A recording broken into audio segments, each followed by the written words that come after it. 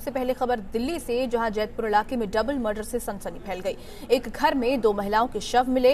वारदात के बाद से इन महिलाओं के साथ रह रहा शख्स अपने बेटे के साथ फरार है। दिल्ली में डबल मर्डर से सनसनी।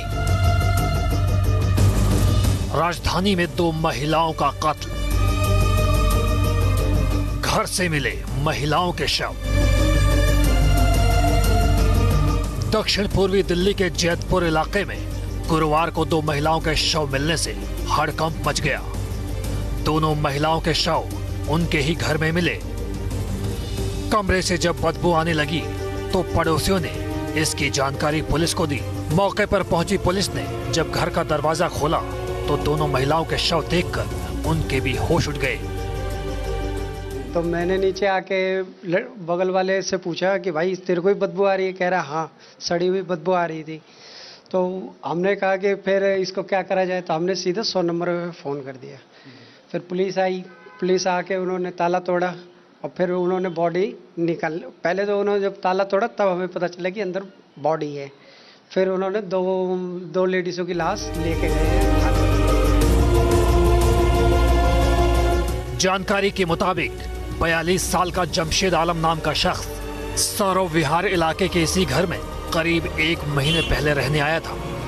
उसके साथ 2 महिलाएं भी थीं, जिनकी उम्र 40 और 31 साल बताई जा रही है। साथ ही एक महिला के साथ उसका 10 साल का बेटा भी था।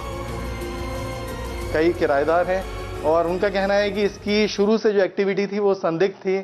ये शख्स एक महिला को अपनी पत्नी बनाकर लाया था और उसके बाद उसने यहाँ पे दूसरी महिला को भी रखना शुरू कर दिया था।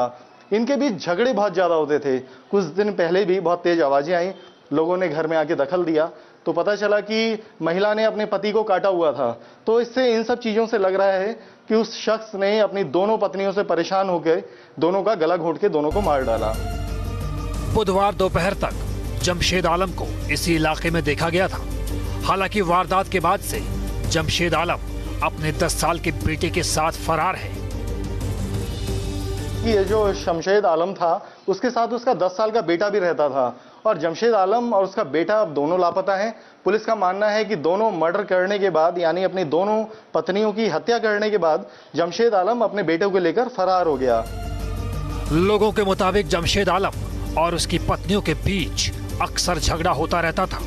पुलिस को आशंका है कि इसी झगड़े से तंग आकर जमशेद ने इस हत्या की वारदात को अंजाम दिया है।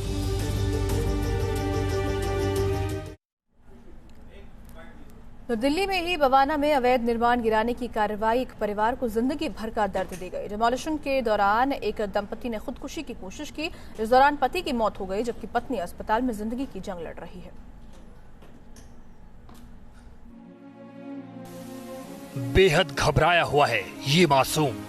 पिता अब इस दुनिया में नहीं है, मां अस्पताल में जिंदगी की जंग लड़ रही है।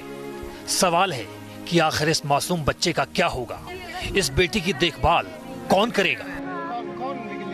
दिल्ली के बवाना में अवैध निर्माण गिराने की कार्रवाई इस परिवार के लिए काल का पैगाम लेकर आई। इस बच्चे के पिता ने जहर पीकर खुदकुशी कर ली। वहीं खुदकुशी की कोशिश के बाद इन मासूमों की मां अस्पताल में जिंदगी की जंग लड़ रही है। अगर अवैध निर्माण गिराने पहुंचे लोगों ने थोड़ी ममता दिखाई होती तो इन बच्चों को यूं ही अनाथ नहीं होना पड़ता। अब इस परिवार के उजड़ जाने से पड़ोसी भी परेशान हैं। उन्हें इन मासूमों की चिंता खाई जा रही है।